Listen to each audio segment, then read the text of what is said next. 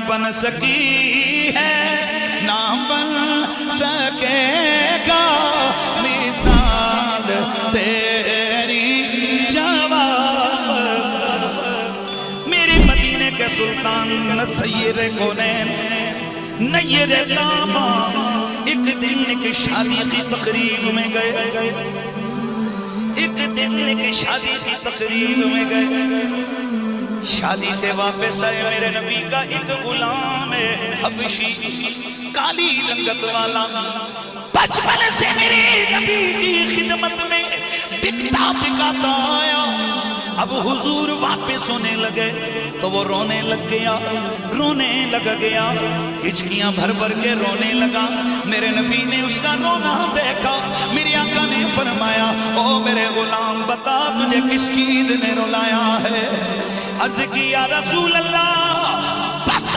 ایک خیال آ گیا ایک خیال نے مجھے تڑپا دیا فرمایا بول تیرا کیا خیال ہے یا رسول اللہ میں نے آج اپنے صحابی بھائی کی شادی اٹینڈ کی میں نے اس کی خوشیوں کو دیکھا اس کے رشتہ داروں کی خوشیوں کو میں نے دیکھا اس کی عزیزوں کی میں نے آنکھوں میں خوشیاں دیکھی میں نے اسے دیکھا وہ بڑا خوش تھا حضور آپ بھی اس کی شادی میں آئے یا نبی اللہ بس مجھے اچانک ایک خیال آ گیا اس خیال نے مجھے تڑپایا اس لیے میں رو پڑا فرمایا تجھے خیال کیا آیا تھا میرے غلام عرض کی یا رسول اللہ مجھے خیال یہ آیا تھا کہ اے کاش میری ماں ہوتی میرا باپ ہوتا میرا کبا قبیلہ میری برادری ہوتی آج میں بھی جوان ہوں میری بھی کہیں شادی ہو رہی ہوتی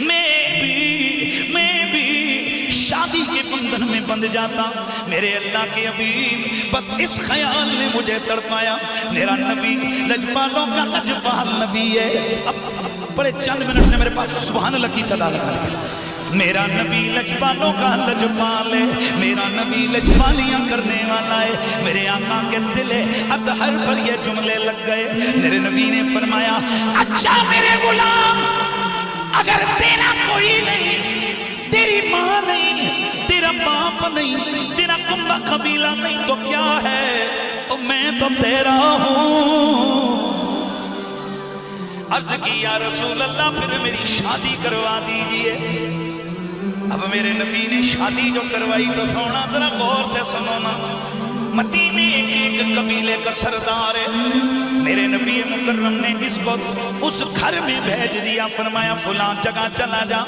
فلاں قبیلے کے سردار کو جا کر میرا سلام کہ اس کے بعد اسے پیغام دے کہ اپنی فلاں بیٹی کا نکاح وہ تجھ سے کر لے منگنی کر لے اچھا آج کل دولہا خود شادی کرنے جائے تو یہ عیب سمجھا جاتا ہے اس زمانے میں ایسا نہیں ہوتا تھا اس وقت خود جا کے شادی کی بات کرنا کوئی ایسی بات نہیں ہوتی تھی جس طرح حضرت مولا کائنات نے خود اپنی شادی کی بات رسول اللہ سے کی تھی سبحان اللہ کی آواز ہے اللہ اکبر میرے نبی کا یہ غلام اس قبیلے کے سردار کی طرف چلا گیا جس بیٹی کے لیے میرے نبی نے نام چنا وہ بیٹی پورے عرب میں سب سے خوبصورت اب بہت بڑی بات آنے لگی ہے جی بڑے پیار سے آپ نے یہ واقعات وقت تھوڑا ہے میں اس کو پھیلاتا نہیں ہوں بڑا شارٹ عرض کرتا ہوں لیکن دھیان مجھے آپ کو چاہیے میرے مدینے کے سلطان سید کونین کا یہ غلام قبیلے کے سردار کے پاس گیا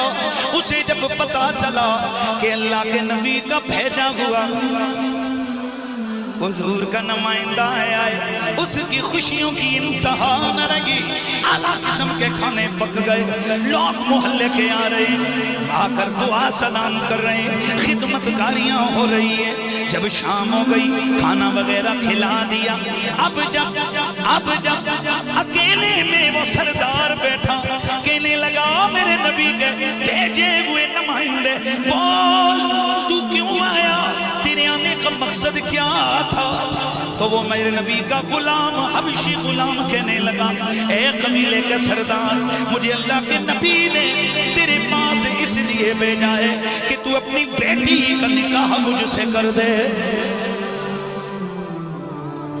کہاں غلام اور وہ بھی حبشی جس کا نہ باپ نہ ماں کا پتہ، نہ باپ کا پتہ، نہ قبیلے کا پتہ، نہ کوئی نسب، نہ کوئی حسب، صرف حضور کا غلام. آئے ہائے ہائے ہائے. یہ میں آپ کو بتانے لگا ہوں کہ نبی کے صحابہ کے ذہن میں کیا ہوتا تھا. صرف میرے نبی کا غلام تھا. اللہ اکبر. وہ قبیلے کا سردار خاموش ہو گیا، سجدے میں آ گیا.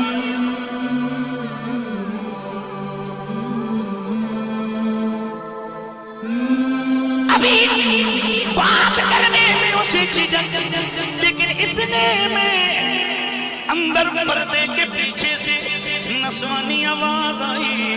ابا اوے ہاں کرنے میں تو نے دہر کیوں لگا دی ہے؟ ابا جی تم نے ہاں کیوں نہیں کر دی ہے؟ باپ اندر گیا، جا کر کہنے لگا میری بیٹی اور یہ تیرے رشتے کی بات کرنے آیا ہے.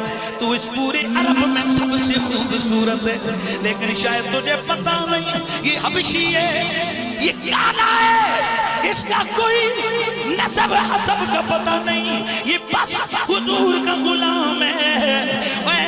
اس کا کوئی گھر نہیں ہے، اس کا کوئی قبیلہ نہیں ہے. میری بیٹی شاید تو اس کے موٹے موٹے ہونٹ دیکھے، اس کی کالی کالی رنگت دیکھے، اس کے لمبے لمبے دانت دیکھے تو تو نہ کر دے. اللہ اللہ. بیٹی کا خیال تو ذرا سنو میرے بھائیو. بیٹی کہنے لگی ابا جب یہ آیا تھا اس پہ میری نظر پڑ گئی تھی، مجھے پتا ہے یہ حبشی ہے، یہ کالا ہے، اس کا حسب نہیں، اس کا نسب نہیں. لیکن میرے ابا اگر یہ کالا ہے تو کالا صحیح، لیکن ذرا یہ تو دیکھو اسے بھیجنے والا کتنا سونا ہے، اس کو بھیجنے والا کتنا حسین ہے. اس کا کوئی حسب نہیں، اس کا کوئی نسب نہیں، لیکن یہ تو دیکھو جس نے میرا رشتہ مانگا ہے وہ صاحب حسب بھی ہے، صاحب نسب بھی ہے. کہا بیٹی پھر کیا؟ عرض کی ابا دیر نہ لگاؤ، اور میں اس کالے کو نہیں دیکھتی، میں تو مدینے والے کو دیکھتی. میری نظریں اس کے چہرے پہ نہیں، میری نظریں تو والضحیٰ کے مکڑے پہ ہیں. میں بڑی خوش بخت خوش نصیب کہ میری شادی کے لیے میرا رشتہ مدینے والے سلطان نے طلب کیا ہے. او میرے ابا یہ نہ دیکھ اس کا باپ ماں قبیلہ، اور یہ دیکھ اس کو رسول نے بھیجا ہے.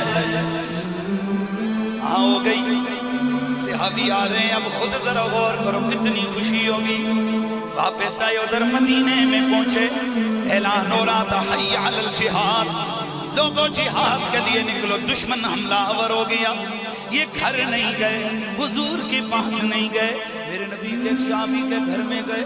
دستک دی، فرمایا بھائی مجھے ایک تلوار دے دو، مجھے اسلحہ دے دو، میں بھی میدان جنگ میں جانے لگا ہوں. ڈائریکٹ یہیں سے لشکر کے ساتھ شامل ہوئے، میدان میں گئے. ادھر دشمن سے نبرداز ماغ ہوئے، ادھر شدید زخمی ہو گئے. توجہ رہے، اب آخری لمحے شدید زخمی ہو گئے. اللہ کے حبیب، اللہ کے حبیب اپنے اس عریشے کے اندر موجود ہیں. توجہ میرے نبی کو پیغام ملا، یا رسول اللہ آپ کا ایک غلام مر رہا ہے اور وہ چاہتا ہے کہ اس کی آخری سانسیں اکھڑیں، اس کی نظریں آپ کے چہرے پہ جمی ہوں. میرا نبی آئے، میرے آقا کو دیکھ کر حضور کا یہ غلام گھسٹتا ہوا حضور کے قدموں پہ گرا.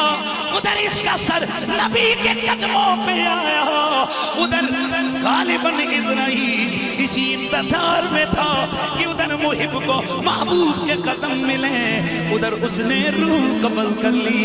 حضرت علی فرماتے ہیں اس دن ہم سارے یہ چاہ رہے تھے اے او گبشی کاش تیری جگہ مرنے والے ہم ہو.